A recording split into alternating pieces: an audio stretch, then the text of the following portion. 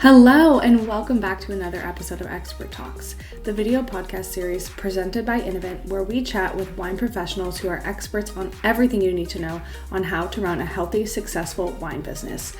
I'm your host, Lauren Heindel, and I'm joined today by Jim Duane, host of the Inside Winemaking podcast and the winemaker at Seavey, and we are jumping right into part 2 of this 2-part episode, where we are diving deeper into wine vaults and other ways to manage your small winery resources. Let's get into it. You touched on it. I was going to ask a follow-up question about barrel management.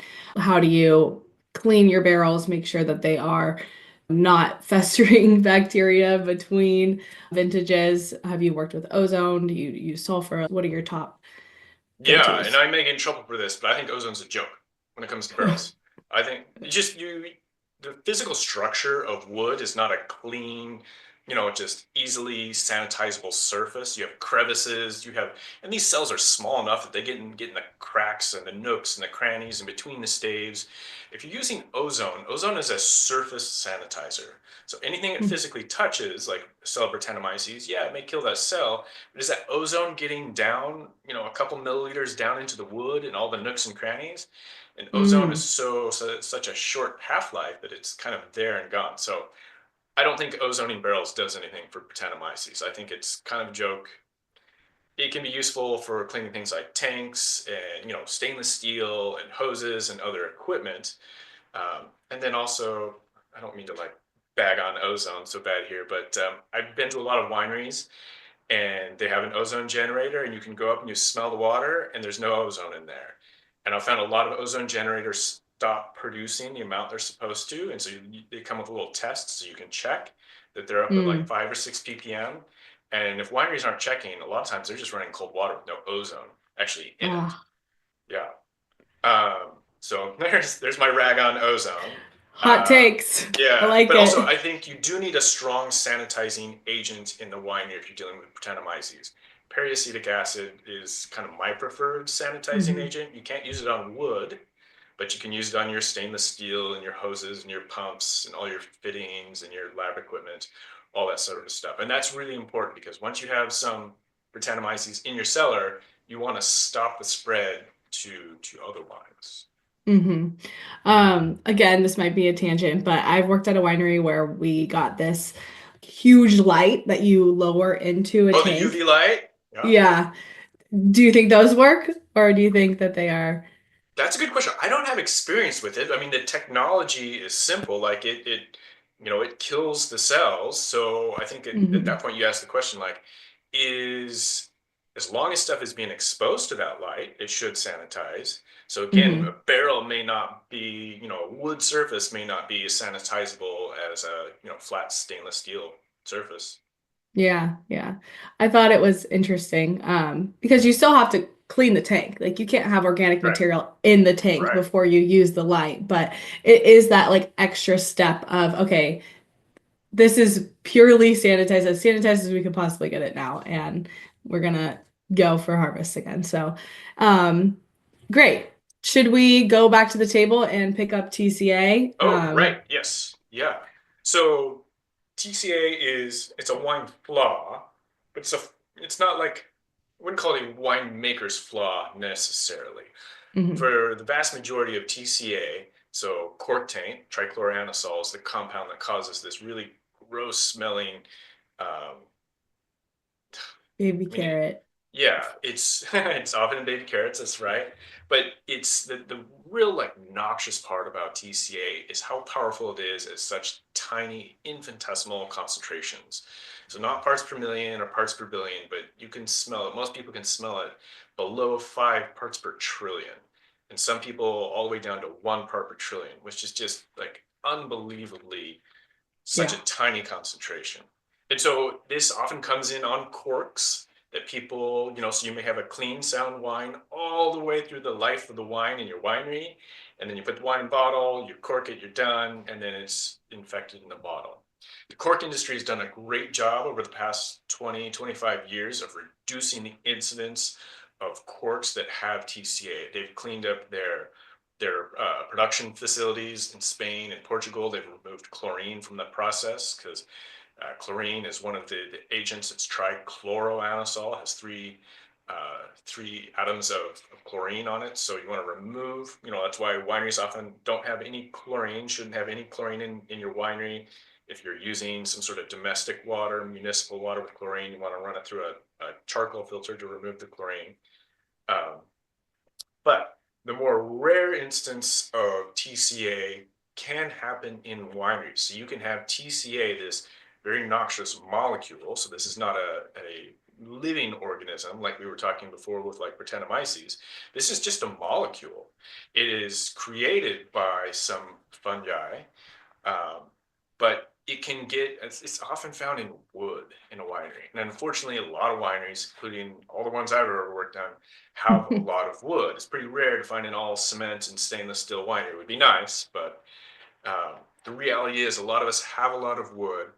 And so, especially older wineries that may have used chlorine, pre-year 2000, 2001, when it kind of came out in the news that certain wineries were having, all of their wines were corked, such that it couldn't just be a problem with the cork stoppers themselves.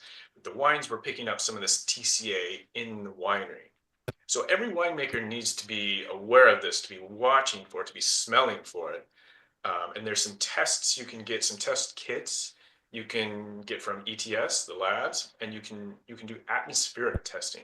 So if you do have TCA in your ceiling, in your walls, or wherever there's wood around your production facility, it's essentially like kitty litter. You put on these little aluminum trays and you let it sit for a weekend, and then you collect that in a sample vial, send it back to the lab, and then they do their analysis. And so that can tell you how clean your environment is or not. So, I'm doing that testing once a year here at the winery. Fortunately, we're cool on that, but I don't want to rest on our laurels and get complacent, because sometimes TCA can come in on like wood pallets, like Yeah. it's often a source, and occasionally it can come in on oak barrels as well. It's rare, and a lot of the oak coopers are testing for this, but sometimes all it takes is one bad stave, because it's ultimately it's coming from trees. It's a natural product. So it's Yeah. really something I think it's important to pay attention to, and to make sure that you don't have it affecting your wine. So that's where Brettanomyces kind of changes the flavor of your wines, or a little VA can make your wine taste high tone. TCA it's a deal breaker for the wine. Yeah. Yeah. It's a send it back. Exactly. Great. Now, similar to TCA, in the sense that it's out of the control of the winemaker, can we talk a little bit about smoke taint? Because that has become an increasing concern for winemakers, not just in California, but throughout the wine industry. Yeah, this is a real tough problem. This is Hmm. a real tough problem with no great or simple solution, unfortunately. I know a lot of research is being done on it, but it is such a tough problem to solve that I think most winemakers that find themselves with a smoke tainted wine are going to have to adopt like a whole series of efforts at mitigation and remediation. So my first experience with smoke taint was in 2017, when on October 8th we had I fires break out in remember. Napa. Were you here then? I was here working Okay. at the top of Atlas Peak, so I was very much in Oh, it. very Yes. much. Okay. So we had fires all around us. The whole valley was filled with smoke, and it was dense smoke. And for me, we still had half of our Cabernet unpicked, so on the vine. And unfortunately, we were not. I mean, we did make wines from those grapes because we had to learn, but we weren't able to bottle those wines because they were so affected that I mean, smoke taint is just pernicious, and then it really gives some off flavors. It's not like nice smoke like your Chipotle or your smoked brisket. It's not No. lovely in that sense. It's burnt plastic. It's Ashtray. gross. It's Yes. ashtray. And then it really clamps down and gives a lot of stringent phenolics. And you feel that in your mouth, and some bitterness. It's really kind of, I mean, gross is the best word. Um, Researchers are doing a lot of work now trying to develop polymers and other agents to spray on grapes in a vineyard, like prior to harvest, or in that window of vulnerability when grapes are very vulnerable to soak up those smoke compounds into their skins, into the grapes Hmm. themselves. And unfortunately, you can't taste the grape and taste the smoke taint. It's only after the wine is fermented that you smell those compounds. So if you do have a smoke in the vineyard, UC Davis and all their collaborators have come up with just this simple, small scale 5-gallon fermentation trial where you go out after a smoke event and you do this little micro fermentation. And the protocols for all this are on you could Google it, and they're on the UC Davis extension website. But you basically make a small batch of wine and smell it. And so you can smell, like, is there smoke in that wine? Um, so that's a great thing to do if you're suspicious about smoke taint. And then, okay, so there's still work being done on these polymers and these grape coatings. I don't have any great news to report on that yet. I think hopefully that'll be forthcoming. But at this Yes. point, if your grapes are out in the smoke, you're probably going to have some level of taint. Depends on how dense the smoke is, how far away you are from the fire. We're learning more and more each year about all these sort of variables of smoke. And smoke itself is variable, right? Because it's what's burning, and like the different Hmm. trees, different vegetation, or buildings, plastic macrobins, whatever is burning Yeah. is what that smoke is creating. So it's not smoke isn't just one thing, unfortunately. Gets Yeah. in the grapes. One thing we've done at Seavey since the having fires in 2017 was we upgraded our ability to process fruit fast. So we Ah. went from picking in, 35-pound FYBs to macro bins that allows our vineyard team to pick faster, such that if we have a smoke event, whereas it took us 7 days to pick our fruits after the fires broke out in 2017, now we can do that in 2 days. And so we also upgraded our processing equipment in the winery just to go fast. So if there's a fire, we bring in everything as fast as possible. And everything is like, doesn't matter how ripe stuff is, like it's go time if there's a real smoke Hmm. event. Let's get those wines, those grapes into the vineyard, start our winemaking. Of course, that presents logistical Other, challenges, right? yeah. But it's important to get the grapes out of smoke as early as possible. Yeah. And Yeah. then, in the beginning of learning about smoke taint, a lot of people were thinking maybe you can do these shorter, lighter macerations and you won't extract as much of the smoke compounds. And that was found just to not be true. Basically, by day 3 on skins, all of the smoke compounds are extracted into the juice or the must or the wine. And so making a really light wine just doesn't, it's not a great option. Some people choose to make rosé, like we do a whole cluster press of the red grapes and make rosé. That's great if you can sell a lot of rosé, but that's not a functional option for most red wine producers. Yeah. Um, so basically, at this point, I'm of the mind that if you have smoke taint, get the grapes in as fast as possible, do your fermentations, do your whole maceration as you would need to make the best wine you can. Perhaps not extended maceration, but I'm not sure Hmm. that actually even matters. And then you have to take some remediation steps in the winery. And these are tough, and there's no great silver bullet here. And different people think different things work, but things like charcoal fining tends to, in my experience, tend to work best for aromatic removal of smoke compounds. The problem Okay. with charcoal is it's just carbon, so it's not specific. So you're finding a Stripping. lot, yeah, you're stripping a lot out of the wine. And so it's a tough procedure to do. You end up with a lower quality wine, even if you get those, the majority of the smoke flavors out. Hmm. Smoke is complicated because it's kind of in this equilibrium between free and bound forms, and it's going back and forth. And as winemakers, we really only have access to remove the free compounds. So if you remove those, then the kind of the equation shifts. So some of the bound becomes free, and so like Yeah. oftentimes the smoke flavors will come back even after you feel like it's been removed. There's Yeah. another technology that I had good success with, SRX. And so I actually did a podcast with this guy who developed this. It comes in, it looks like a little filter on just a filter housing. And it's this membrane and it's some proprietary, chemical composition to the membrane. And you pass your wine through this, just kind of like you were filtering it. And it removes not aromatic compounds, but a lot of the textural and the mouthfeel compounds that are so negative with smoke taint. So some of the Huh. bitterness, but a lot of those really tough, hard tannins. Mm-hmm. And so, Interesting. yeah, that's the SRX technology from Vinsai. Vinsai is the company that makes those.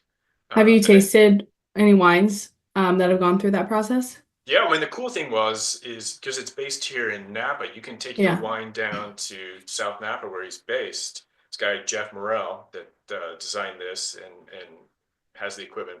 And you can take in just a 750 a wine and Oh, do a benchtop trial of it. And you can taste your wine before and after. And it's really striking. And then you can cool. do, not just one, but two or three passes through this membrane. You can do it there on the benchtop to decide there, how many passes you want to do on your wine. But it really does soften some of those negative mouthfeel characteristics of the wine. So when you're dealing with smoke, you're kind of dealing with problem aromatics and problem mouthfeel. And I've found that the steps for remediation of the two they're different technologies. And then Yeah. there's reverse osmosis, which is, it's been around for quite a while, where you send your wine through a reverse osmosis machine. You have the permeate and the retentate, and I always forget which one, but I believe so. The wine that just looks like clear fluid at this point, so it's water and alcohol and some small molecules like acetic acid. You then pass that through basically a charcoal filter, and it'll remove some of the aromatic compounds, the smoky aromatic compounds, and then you recombine the wine. Problem with that is that you're only removing those free smoke compounds, and once the wine's back together after a couple of weeks, it gets into that equilibrium again, and you'll taste some smoke. Now, it may reduce the amount of smoke taint in the wine, and at some point, you want to get it low enough that it could be acceptable to produce that wine. Hmm. But the horror stories are when people they do the reverse osmosis, immediately bottle the wine, it's tasting good, it's tasting fruit forward, and then 3 weeks later in bottle, it's back, but now their wine's in bottle and there's not anything they can do about it. Yeah, I've definitely heard that terrible story too much. I feel like we could do an entire episode on smoke taint Right, at this right. point. The one more thing I will say is like I Yeah. felt really compelled to make wines during 2017 and 2020 when we had Yeah. different smoke events because I wanted to learn. And ultimately, for Seavey Vineyard, we weren't able to bottle a lot of those wines. But as opposed to some people who just walked away from the vintage, never picked their grapes, you can do that if you have crop insurance more easily than if you don't. But I think a lot of people missed an opportunity to learn Hmm. what could be a very important skill going forward. That's a great perspective. Looking at it not as much of a loss as a learning opportunity. Love that. So if you could tell me a little bit about the logistical challenges you see that are unique to small winery operations versus large winery operations. I know we touched on this a little bit, but if you could dive a little bit deeper, that'd be great. Yeah, I think about labor all the time. That's really a Mm, challenge. I mean, for all wineries, but the unique challenges for a small winery are how do you kind of double or triple your labor force for just this one part of the year, harvest? yeah. Um, it's not so easy to just all of a sudden find people that want to work a full-time but temporary seasonal job. And so, you know, I think there's kind of a natural pressure for mechanization, for having more automation in the winery. And unfortunately, small wineries tend to have less capital, and all these tools and gadgets take capital. Um, Hmm. but it's tough to just sort of scale up your operation and then scale it back down, because after fermentation's done, after you have all your wines in barrel, can kind of go back to a smaller maintenance crew. um, could be true also for bottling. Sometimes you need extra people for bottling. um, Resources, I mean, all wineries kind of cash strapped, and that's a good thing. I've seen wineries that are just too flush with capital and they end up sort of buying too many unnecessary things. So I do appreciate the pressure of not having a lot of money. Um, let's see, resources. I think of resources like electricity, water, labor, just your facility itself. Like, and use of water in a small winery isn't necessarily unique to small wineries. Electricity, same thing. So obviously labor is a big one. And then just facilities. Like if you, I mean, think of a fermentation tank. Like once I went to Lafitte in Bordeaux, Chateau Lafitte Rothschild, and they have this big, beautiful fermentation cellar with all these tanks that are just used for essentially 2 months of the year. Yeah. Now, most people don't have Rothschild money, so they're not going to have, a separate fermentation cellar. For most wineries, you have to have um, a facility that, had doubles as fermentation, wine storage, and a lot of, working your wines, whether it's racking, blending, filtering, all these other things that have to go on in bottling. So physical footprint can be tough. And so I think you find a lot of winemakers that get very good at forklifting and lifting and stacking things to do Yeah, work in the very limited space. definitely. Um, yeah. Any other resources that you're specifically interested in?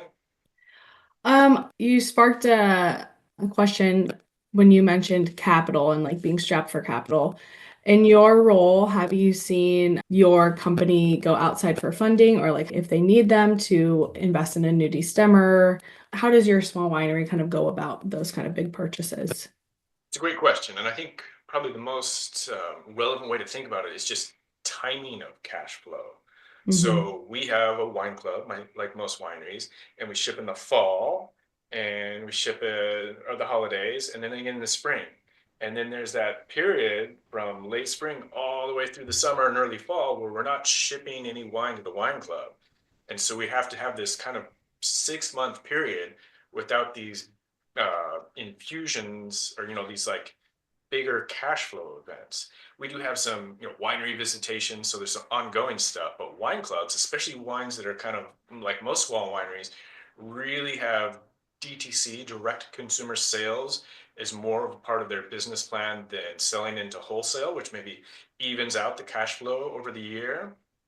Yeah. Getting from those dry periods of not a lot of cash coming through is pretty tough. So wineries will often go out and do things like bridge loans, just to bridge the gap during that Hmm. that period.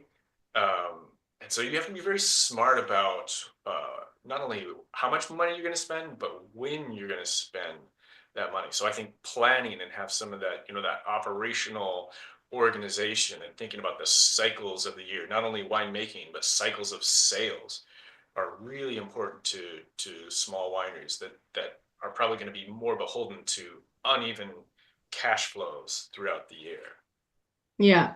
And are the bridge loans something that you see your winery doing every year, every 5 years? Like, what's the cadence for those Yeah, it's kind of just on an on as needed as basis. needed? Yeah. Our goal is to build the wine club big enough that, once we get that spring shipment out and we get the cash from that, that can hopefully take us all the way through until October when we have that next shipment out to the club. But like every winery, we're trying to build that club, and Hmm. it's a lot of wineries fighting for the same wine club members out there. And wine club Yeah. members are notoriously fickle, right? They often are in a wine club. I think the average wine club member is usually 18 months. And so, people are in and out of various clubs. And so that's the goal, is to try and have, as enough cash flow to keep you going through those lean months. Yeah. Yeah. Well, that's brilliant. Thank you for your insights on that. And for those listening who would love to hear more from you, where can our audience follow your work and stay connected? Sure. So my most public facing stuff is Inside Winemaking. So this is a podcast that I started in 2014. I do a lot of interviews, mainly interviews with other winemakers, grape growers, wine industry folks. So you can find that at insidewinemaking.com. I also teach some winemaking classes, which are all detailed on the website. And I do some trips. I'm going to go to Portugal and Spain in the summer with a group, and then hopefully get into Argentina next January or February. So that's Very cool. podcast stuff. And that Mhm. podcast you can find anywhere you get podcasts. It's free. It's on demand. There's 192 episodes already out there. And then Wow. for Seavey Vineyard, yeah, check out seaveyvineyard.com, SEAVEY.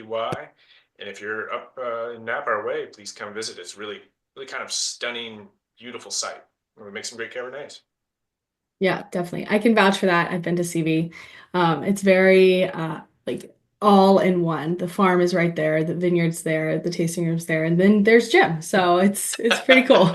And now the cows, the sheep, the goats, and the Oh chickens. yeah. So it's a bit of a zoo too. So good. Well, Jim, thank you so much for joining us today. This has been a fantastic conversation. I hope you feel like that as well. And we really appreciate your insights and expertise. Looking forward to seeing what's next for you. All right, Lauren, thank you so much. It's been a lot of fun. I appreciate it. Great. Well, that's it for this episode of Expert Talks from InnoVint. You can check us out on YouTube, Spotify podcasts, as well as a complete video library on innovint.us/expert-talks. Until next time, cheers.